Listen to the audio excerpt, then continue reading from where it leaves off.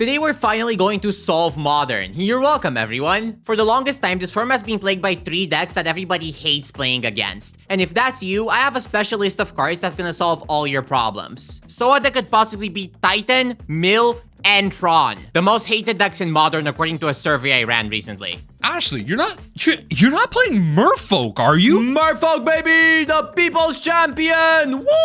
Ever since the format's inception, people have been trying to jam a bunch of fish into a deck and tempo their way through victory with lords, evasion, and counter spells. The deck's had its ups and downs throughout the years, but with some recent advancements in fish technology, patent pending, it's been doing really well against some specific archetypes. Take this first game against Titan, for example. I started off with an Aether Vial and Shaft played the Boseiju into an Arboreal Grazer, putting a Crumbling Vestige onto the battlefield tapped. Then he used the free mana that Vestige gave him to play an Amulet of Vigor. See what I mean? That was just turn 1! Shaft's ready to pull some crazy stuff off next turn, but I'm not afraid of some natural fauna. So I play a Lord of Atlantis and just let him do his thing, which turned out to be casting an Urza Saga. Still stone-faced, the lion is not afraid of natural fauna. On my turn, my Aether Vial went up to 2 counters, so now I can put a second Lord into play for free. And with my 3 remaining mana, I can cast Shaft's biggest nightmare, Harbinger of the Sea, which turns all his non-basics into islands. Wow, they're really going crazy with these alternate art islands nowadays. I mean, look at that. Draw step? That is the biggest. What? You don't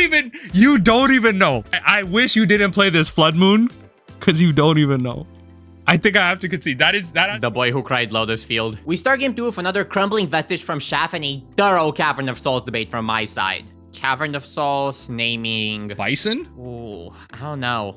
Hippogriff? Yeah, you're right. Anyway, I'm gonna name Merfolk. Shaft bounces his Vestige to play a Simic Growth Chamber, and now he's about to get absolutely juked by my Tide Shaper. It lets me turn his Simic producing bounce land into yet another really fancy looking island. But sadly, he gets his get back almost immediately and casts a Dismember on my Tide Shaper, which turns his land back into a regular one. Sadly, Shaft drew kinda dead for the rest of the game. And by that I mean sad for him, because I was obviously pretty thrilled. So I now have a bunch of time to set up a crazy mass of Merfolk, which all buff each other and get evasion through Island Walk, which Shaft is affected by now. Thanks, Harbinger of the Seas. Okay, I play the forest and I actually have an out. Look, all right.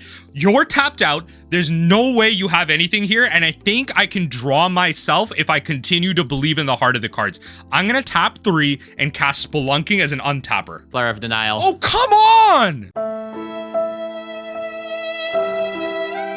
Wait, don't feel bad for him yet, because he's playing the next game on home field advantage. You and I both know you're cooked right now. Why would you ever agree to play Mill against that Mill guy? Yeah, you could say the guy has a bit of a reputation with this deck, so I might be cooked. But in the honor of everyone who's ever felt the frustration of having their deck milled out from under them, I will try my best to persevere here. I had to start by mulling down to 5, which is unfortunate, but my curve here is crazy. Shaft plays a Ruin Crab, which mills me for 3 cards every time a land enters under his control. It's also famous for being the subject of my last 50 nightmares. And then I pass back only to get milled for 3 by a fetch land, another 3 by a shock land, and then another 10 from Glimpse the Unthinkable. I've milled you for 26 cards. Are you sure you mill me for 26? I can't count, 16. I play Hexcatcher, then pass back to Shaft, who plays another crab, meaning I'm not getting milled for 6 with every single land drop. Can the oceans like dry out already? This is getting really annoying. Wait, that would affect my Merfolk too. Never mind, I'm back on Team Planet. My Hexcatcher gets fatally pushed by Shaft, but I play a Harbinger to cancel out his shock land, so now he's only got 1 black source to his name. Then on my next turn, I play the Tide Shaper on his swamp to fully cut him out from having black mana.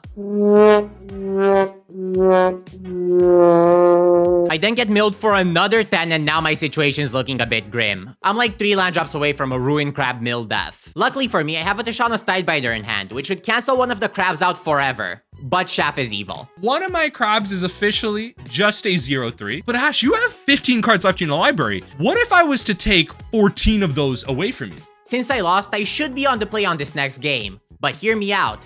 I'm really cocky. Merfolk's win rate against Mill is historically pretty great, so I would love to mess with Shaft a little bit and give him the play here. You know, keep my mental game sharp. And he starts off with a Ruin Crab. No, it's the consequences of my actions. I follow up with an Aether Vial, then I get milled for 3 on Shaft's turn, and he passes back with 2 open mana. Surely nothing bad can happen. So I play a Silver Gillidet and oh no, something bad happened. I get milled for 3 on Shaft's turn again, and then my Vial hits 2 counters, which means I can go ahead and play this Lord of Atlantis for free free to buff all my fish. I follow up with yet another lord, and that one gets countered. Okay, great. Shaft plays another crab, so now I get milled for 6 with every single land drop that he makes. And I haven't dealt a single point of damage this game, so I really gotta start ramping things up. I play 2 Tide Shapers, countering Shaft's Shock and Field of Ruin to turn them into basic lands. This cuts off access to all his black mana and therefore removal. On his turn, he uses this really cool land called Oboro, which he can return to his hand and play again to mill me for another 6. But here comes that pressure I was talking about. I draw a Vodelian Hexcatcher and I play it to buff all my fish, attacking for 11 damage. Because he doesn't have access to any of his removal spells, I can attack again on my next turn and win the game. See, being cocky always pays off, guys. We're off to game 3, where Shaft decides to not return the favor and let me go first. Okay, wow, real nice. I mean, look, he's locked in. I can respect that.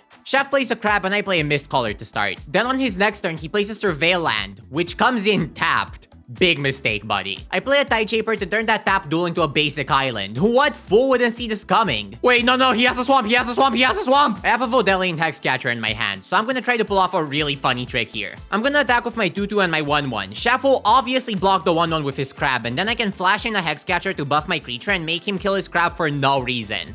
You know where this is going, right? He plays a counter spell, I play a counter spell, he counters it. You've seen blue matchups before. Now I'm down a Tide Shaper and I lost 2 cards in my hand for absolutely no reason. I guess I was the April Fool all along. On my turn, he tries to keep the crab situation going. So I cast a Tishana's Tidebinder, which also gets countered. Come on! But then he passes back, so I get to play back-to-back Merfolks to really apply some pressure here. One of them did get removed, but I still swung to get him down to 11, so I feel pretty good here. Although the clock is ticking on me getting milled out, so I would love to draw more stuff to actually keep this pressure rolling. I drew a Harbinger of the Sea, which means I can reveal it to draw a card off this Silver Gillidat, drawing me another Merfolk. Okay, more bodies. That should help. Oh, it didn't help. Oh, it didn't help at all. Well, I should have seen this loss coming. I mean, they don't call him the Burrows Burn guy now, do they? This next one's for all the marbles. Our last game against Strong could be the difference between Merfolk being crowned the People's Champion or going back to the radioactive ocean dump I pulled it out of. But I am not about to let Shaft's next deck mock my field. I said mock my field.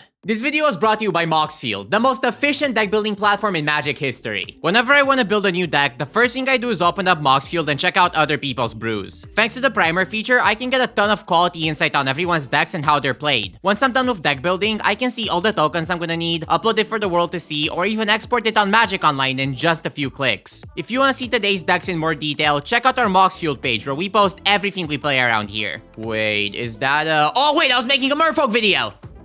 This next game's gonna be a doozy. The 3-land menace is about to meet its maker. I have every single possible Tron counter directly in my main board. He's done. I mulled down to 5 and got a very keepable hand. Then Shaft played his first Tron land into an expedition map. Alright, we drew a 3rd land. That's not a great start here. Shaft plays his 2nd Tron land and keeps 2 mana open, which obviously doesn't mean anything. So I'm gonna play a Silver Gillidat.